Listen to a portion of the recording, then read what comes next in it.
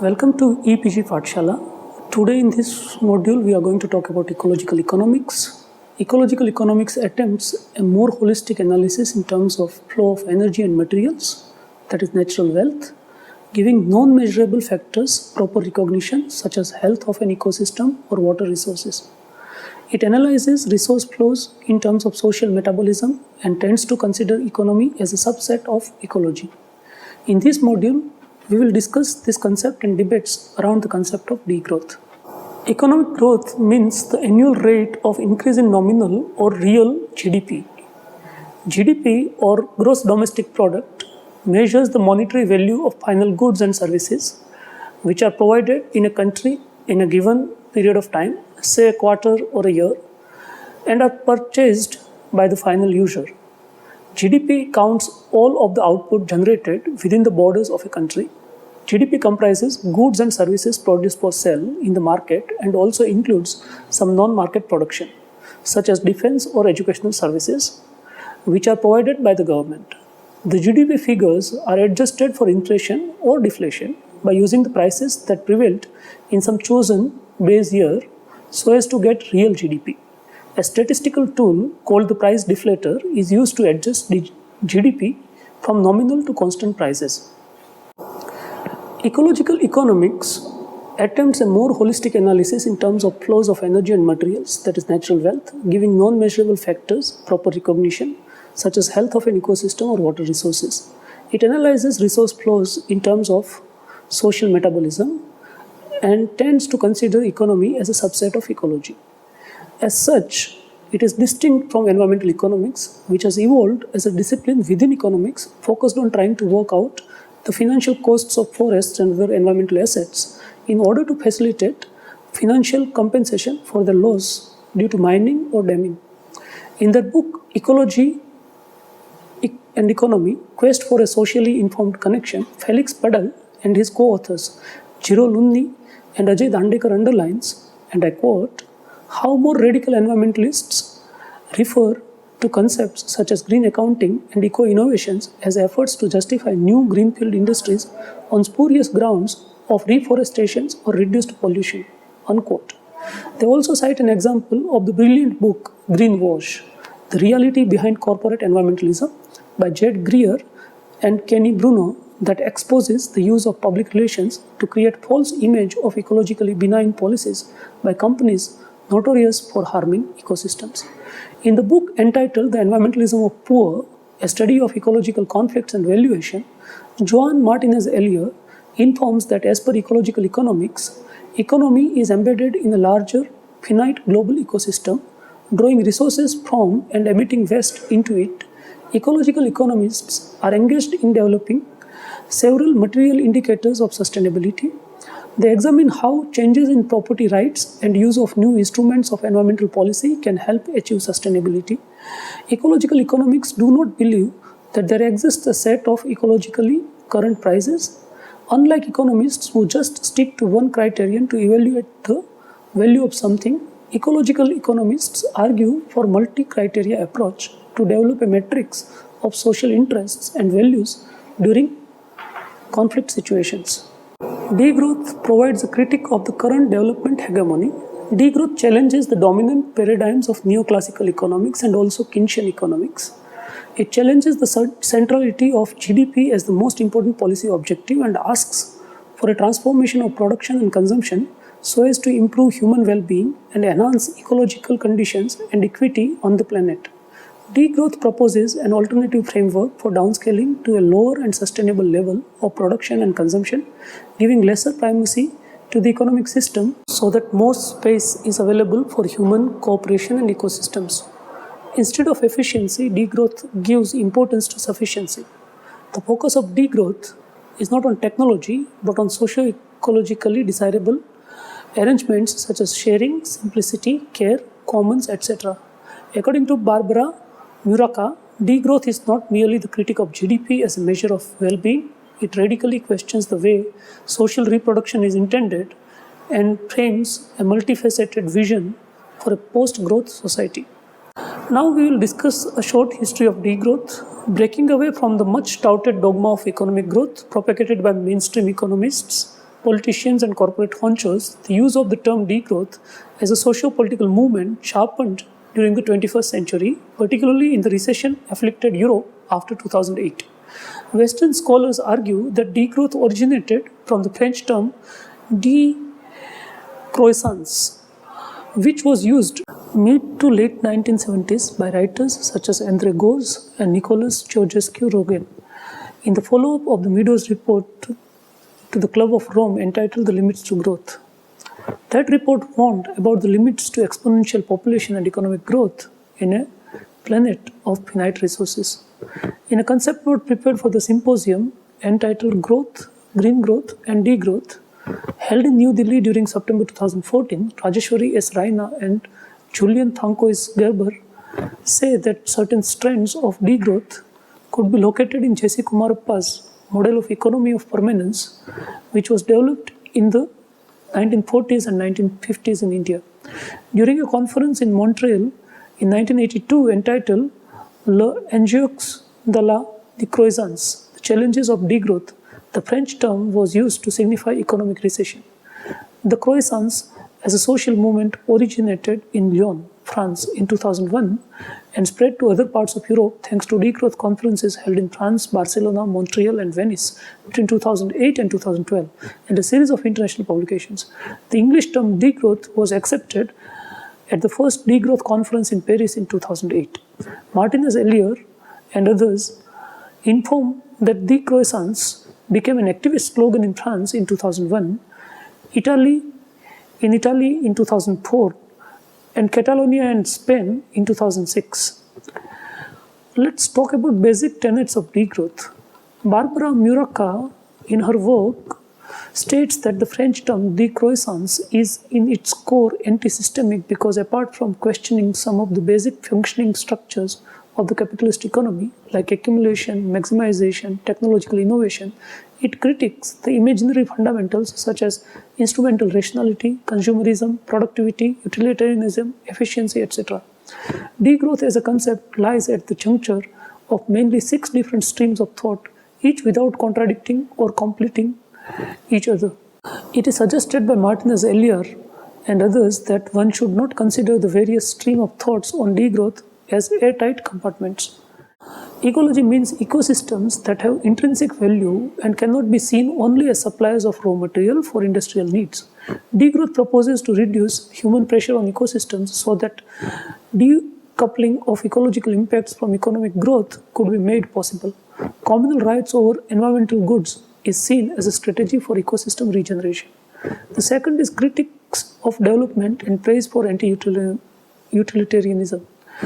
Drawing lessons from anthropology and various critics of development ranging from Arturo Escobar to Ashish Nandi, degrowth considers sustainable development an oxymoron. Degrowth movement critiques utility maximization, which is propagated by mainstream economic theories on market fundamentalism. The social movement on degrowth is about challenging the value systems that is based on self-interest and utility maximization. Meaning of life and well-being. Degrowth critiques daily consumerist lifestyle, which is followed in all modern societies. Proponents of degrowth find that the rise in income has nothing to do with life satisfaction, which is also termed as Easterlin paradox. Degrowth also draws lessons from the association between material gains and emotional disorders. A move away from individual consumption and towards a simpler life is considered as liberating and profound. Bioeconomics. Basing itself on ecological economics and industrial ecology, degrowth questions the reliability of technological innovation to overcome biophysical limits and sustain economic growth. Contrary to common intuition, technological progress often increases the usage or exploitation of natural resources. That is also called Jevons paradox. This idea forms the bedrock of ecological economics. Degrowth sees possibility of non-technical solutions for reducing material and energy flow that lie outside modernization approach. As per the laws, not theories, of thermodynamics, perpetual material growth on a finite planet is biophysically unsustainable. Ecologists term economic systems processes as material throughput, intake of natural resources and output of wastes. Instead of creating just human wealth, and well-being, economic growth leads to rise in entropy, which actually implies loss of useful resources. Democracy. Degrowth also calls for deepening democracy, for debating economic development, growth, technological innovation, and advancement. There are two opposing camps in this stream. The reformist strand defends the present democracies set up by taking into account the risks of losing whatever has already been achieved. However, the post-capitalist or alternative vision advocates for completely new institutions based on direct and participatory democracy. Justice. Degrowth is also about ending inequality, and therefore it critiques the concept of trickle-down, which says that economic benefits provided to upper income level earners will help society as a whole. There are mainly two philosophical camps in the justice stream. The consequentialist approach to justice calls for setting a maximum living standard to be attained or opening border between rich and poor nations so that analysis of social classes based on well-being or inequality indicators do not give rise to envy or social conflicts. If lifestyles of rich classes becomes the norm, which the have-nots need to achieve for ending inequality, then it will lead to social and environmental crisis. However, if some maximum wealth or maximum income to be earned or owned by someone in the society becomes the norm, then it will weaken envy as a motor of consumerism.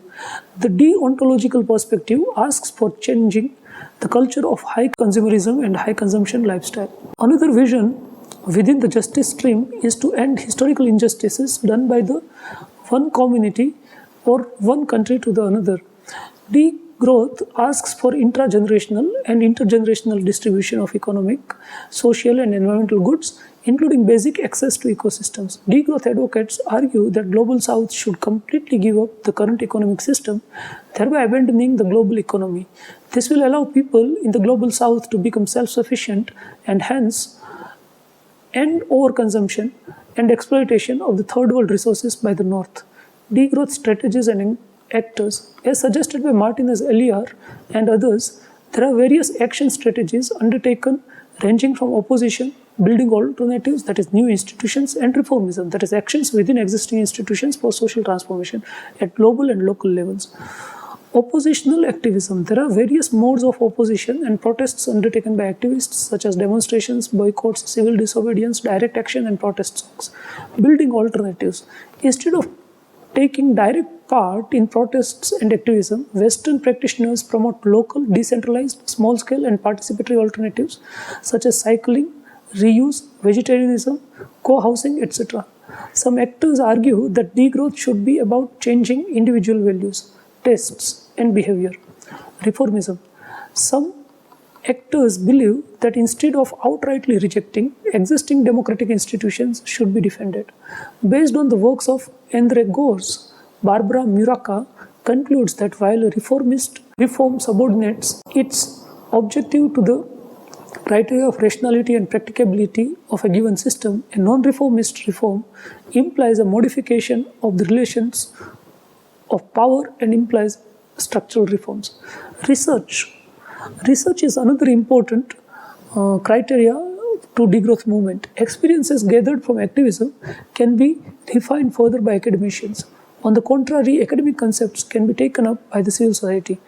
Various conferences on degrowth held in Paris in 2008, Barcelona in 2010, Montreal and Venice in 2012 have deviated from the standard model of academic conference organizations and used practical direct democracy techniques to discuss and develop policy proposals and research priorities in diverse areas. Scale of operation. Most degrowth activities are taken up at the local level. Networking at the national and regional level is an important part of degrowth movements also. Now let's talk about debates surrounding degrowth strategies. The website Research and Growth, which is at the URL www.degrowth.org, informs that due to complex societies, multiple strategies are adopted by degrowth movement. In the first place, there are debates between activist movements which give importance to opposition, for example, movements against infrastructures, that is land grabs for big industrial complexes or big dams or nuclear plants, etc. And ones promoting alternatives, that is separate lanes for bicycle, use of public transport, rights of pedestrians, use of solar panels, job sharing, etc., etc. There is ongoing contention whether individual action is more important as compared to collective action. There is argument whether actions should be taken at local level for national or global issues.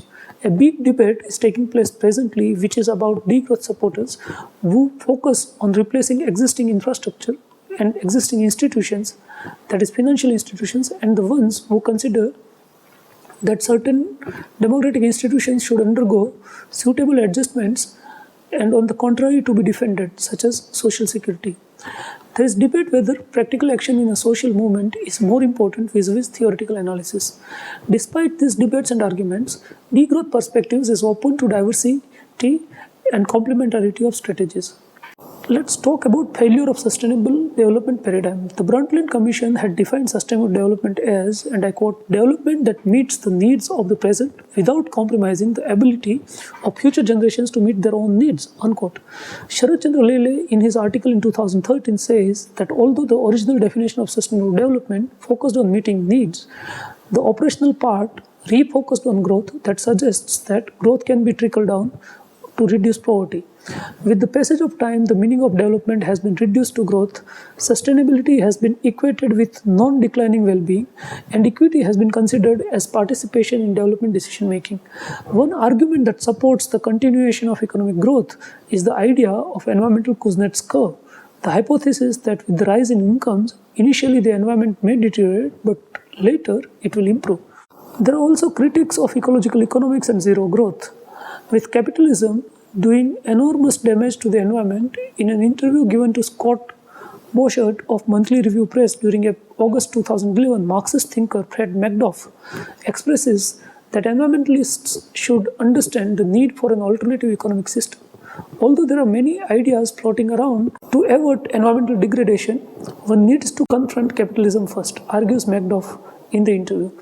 This is because capitalism calls for more and more profit, even at the cost of environment. Without critiquing capitalism, one cannot get the answers that why are the global warming, chemical pollution, soil degradation, etc. taking place.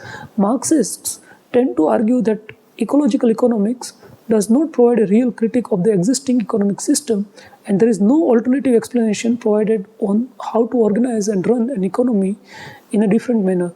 In short, it is essential to understand that environmental problems are deeply embedded in the economy. Fred Macduff says that zero economic growth in a capitalist economy is an economic disaster since it will lead to massive unemployment and underemployment of the people. As could be noticed during the recent recession in the United States, zero economic growth can, however, be compatible with improved satisfaction of people's basic physical and non-physical needs in an alternative economic or social system.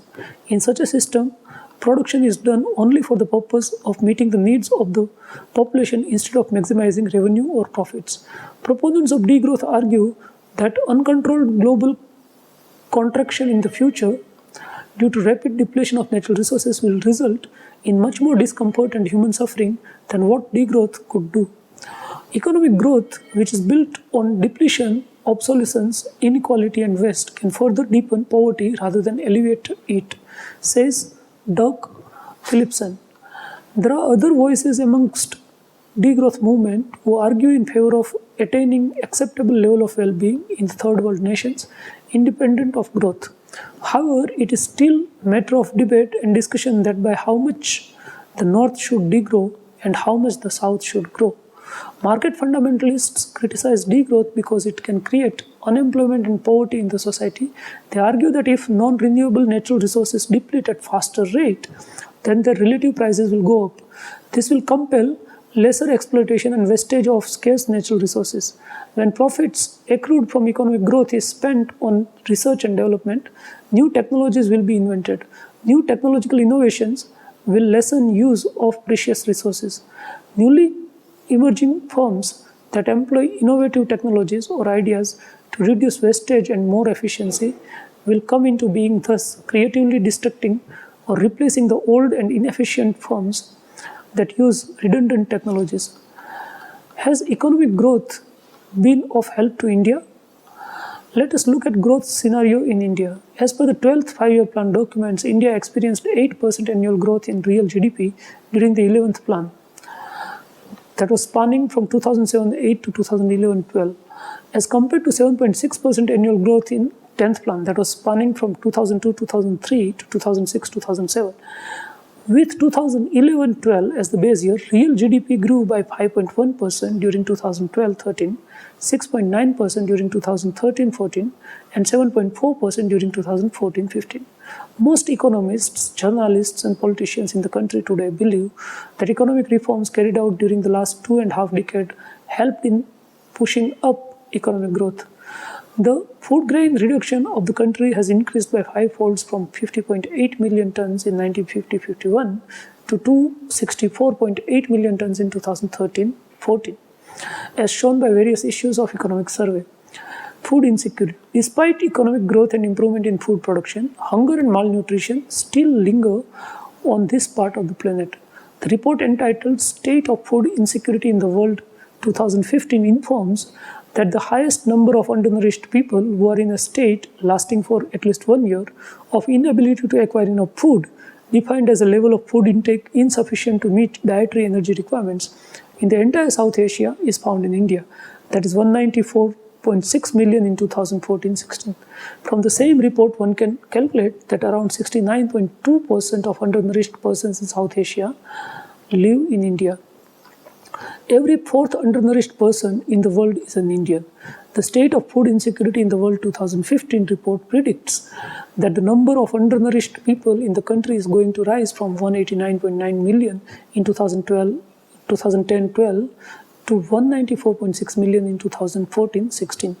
The daily calorie norm in India for rural areas is 2,400 kilocalorie per capita and urban areas is 2,100 kilocalorie per capita. From the National Sample Survey report entitled National Intake in India 2011-12, it has been found that the bottom 80% of the rural population in terms of monthly per capita expenditure consumed less than 2,400 kilocalorie per capita per day. Similarly, the bottom 40% of the urban population in terms of monthly per capita expenditure consumed less than 2,100 kilocalorie per capita per day. Inequality.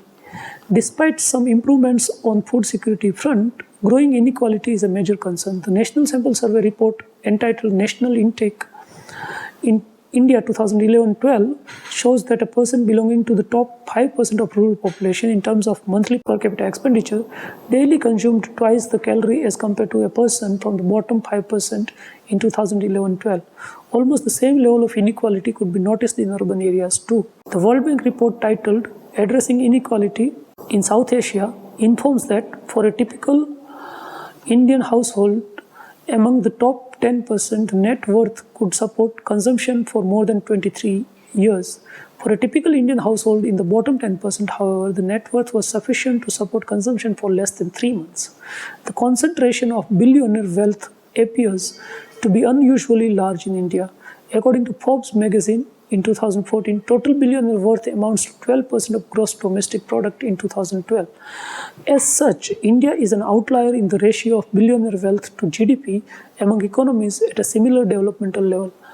Land degradation. It has been mentioned by the State of Indian Agriculture 2011-12 report that about 120 million hectares of land is degraded in India and about 5,334 million tons of soil is lost annually through soil erosion. Out of 120 million hectares of degraded area, water erosion accounts for 68%, chemical degradation 21%, wind erosion 10%, and the rest physical degradation. As per the State of Environment 2009 report, excessive soil erosion with consequent high rate of sedimentation in the reservoirs and decreased fertility has created serious environmental problems with disastrous economic consequences. The report entitled State of Indian Agriculture 2012-13, by using estimates provided by Indian Council of Agricultural Research in 2010, shows that out of the total geographical area of 328.73 million hectares, about 120.40 million hectares is affected by various kinds of land degradation, resulting in annual soil loss of about 5.3 billion tons through erosion. This includes water and wind erosion, waterlogging, soil alkalinity or sodicity, soil acidity, soil salinity, and mining and industrial waste. Besides, water and wind erosion are widespread across the country. Nearly 5.3 billion tons of soil gets eroded every year. Of the soil so eroded, 29% is permanently lost to sea, 10% is deposited in reservoirs, reducing their storage capacity, and rest 61% gets shifted from one place to another. Environmental damages. The State of Environment 2009 report finds that in India, soil pollution from heavy metals due to improper disposal of industrial effluents, along with excessive use of pesticides and mismanagement of domestic and municipal waste, is a matter of concern. The 12th five-year plan document has noted the subsidies given by the centre and states actually led to excessive use of nitrogenous fertilizers and overdrawing of water, thus affecting sustainability of soil and water ecosystems. Based on a survey of literature, the book Coping with Climate Change in 2014, edited by Dr. Suman Sahai, has noted that at the national level, an increase of 0.4 degree centigrade has been obtained in surface air temperatures over the past century. A warming trend has been observed along the west coast in central India, the interior peninsula, and northeastern India.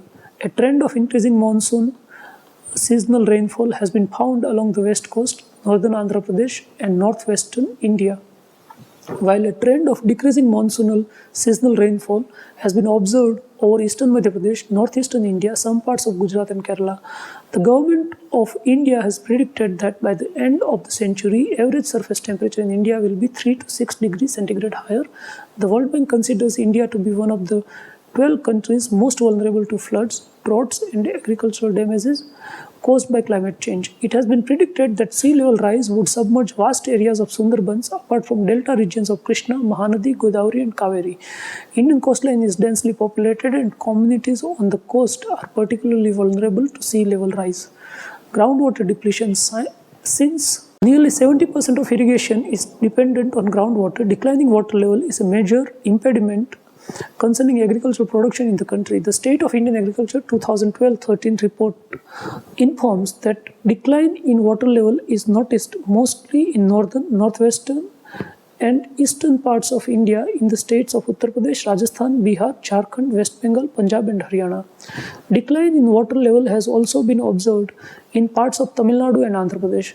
Significant decline in water level of more than 2 meters is seen in parts of Rajasthan, Haryana, Punjab, and western Uttar Pradesh, western Andhra Pradesh, and northwest part of Tamil Nadu. Out of 5,842 numbers of assessed administrative units, 802 units are overexploited, 169 units are critical, 523 units are semi-critical. Social movements as degrowth movements in India.